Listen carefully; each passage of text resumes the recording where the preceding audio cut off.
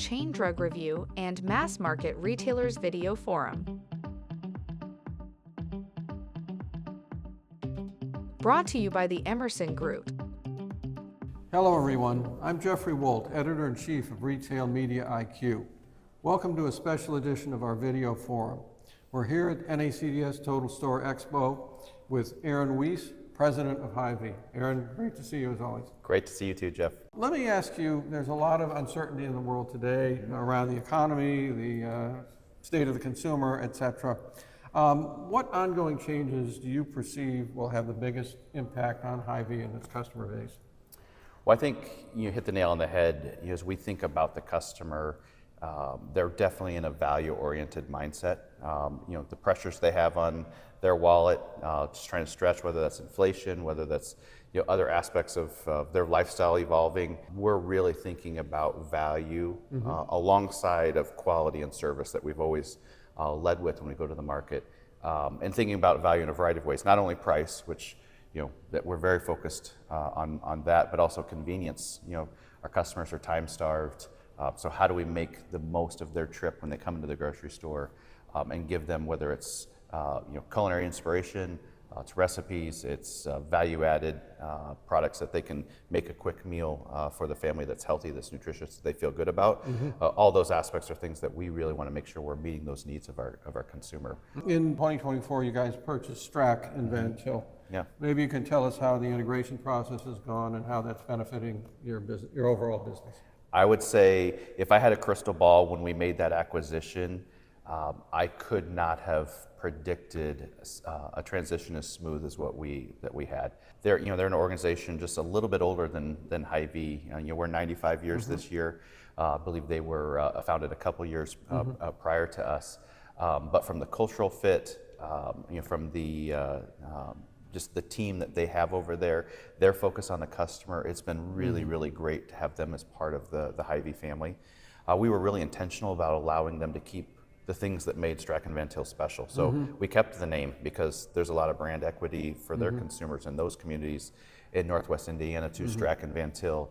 And really just try to use the scale and size of Hy-Vee to come alongside them, and whether it's lower costs and bring some additional technology so they can serve their customers even better. But fantastic team. I've been incredibly pleased with the growth, the stability, and frankly the customer's response to Hy-Vee being part and Strack being part of the Hy-Vee family. Can you tell us about Hy-Vee's plans for further expansion? Yeah, so we made one of the largest acquisition in Hy-Vee's history with the acquisition of Strack and Van Til a year ago, May. So our next phase of growth from the ground up will really be capitalizing on the synergies of those 22 stores in Northwest Indiana. So we have land on the northern side of Indianapolis, close proximity. We have trucks already going to Indiana, so that will probably be the focal point of our growth for the near term as we build stores and expand out our footprint in Indiana. We still have land down in the southeast. I think that probably will take a lower on the priority list for our near-term growth as we really focus on that Indiana market. Consumers today, and yours included, are demanding omni-channel options. Yes. How are you responding to that demand on their part? So we've been, I think, a leader in e-commerce for grocery for well over a decade. So we built our own first-party platform. We were very fortunate going into COVID. We had a lot of the infrastructure in place that allowed us to ramp up quickly and meet that spike in demand in COVID. We've been really pleased with the investments we've made, especially this past probably 18 months, really focusing on the user experience online, both obviously mobile heavy, but also for other formats on desktop and others. To see 20% growth in sales and orders. So our customers are responding to those changes, and so I think that's a good indication we're on the right path. But more and more of our customers are omni-channel. We're seeing very, very few that are online only. And we're talking small single-digit percentage of our customers that only shop online.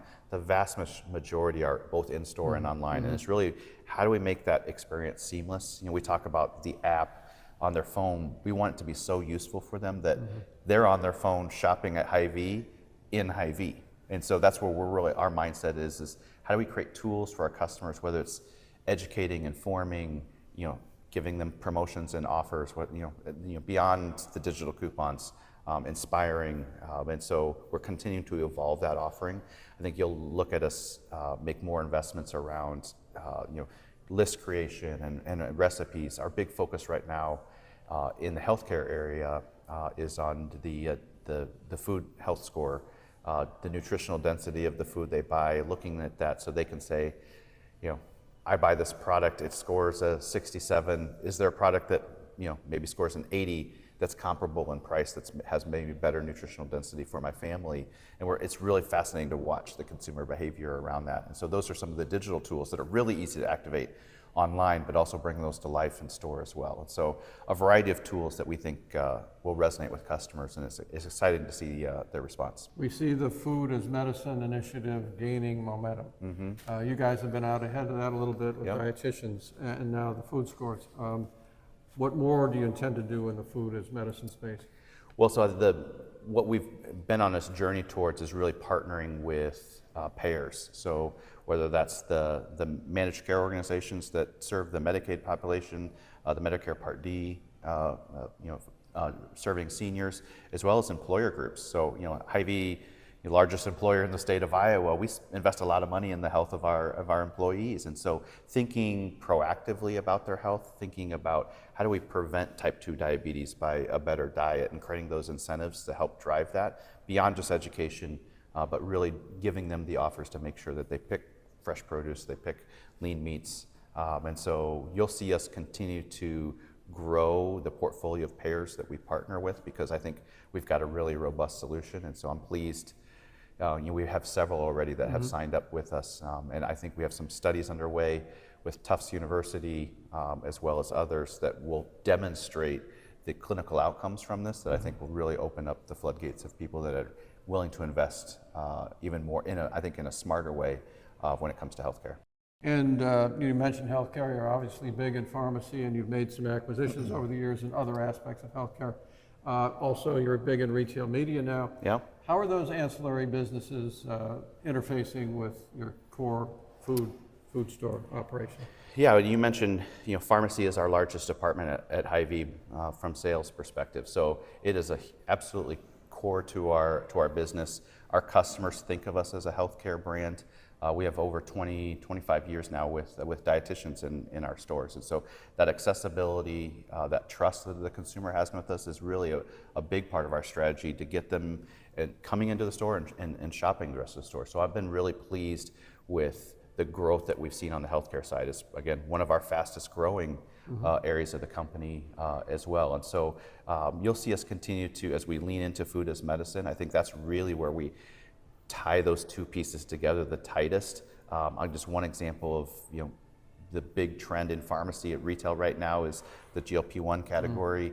Obviously it's been around for a while for the diabetic population, but really people focused on trying to lose weight. And so how do they maintain lean body mass? Well, interacting with our dietitian and giving them both the education as well as inspiration as they go around the store. And I don't want to just eat chicken breast every night for supper. How can I add some pizzazz and some flavor to that, and as they evolve their diet? And so you'll see us do a lot of things, I think, on that front that really ties the food and the healthcare side together even further. Final question for you, Aaron. Of all the things we've talked about, and retail media also is another area you've entered, what do you want Hy-Vee to stand for in the mind of the consumer? What's going to set you apart from your competitors? Well, I think first and foremost, and this has been for 95 years, our customers think of us as a service brand.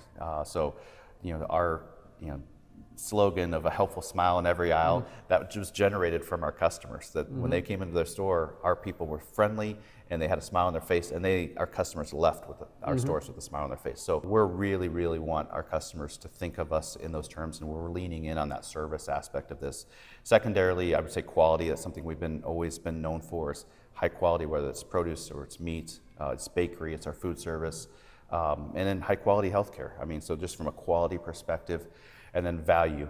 We've been investing heavily in lowering prices so that we're the retailer of choice for our consumer. Putting those three together, I feel like Hy-Vee will be unstoppable for our customers for the future. I would agree. Aaron, thank you. Always Appreciate great to see you. Thanks, Jeff. Real pleasure.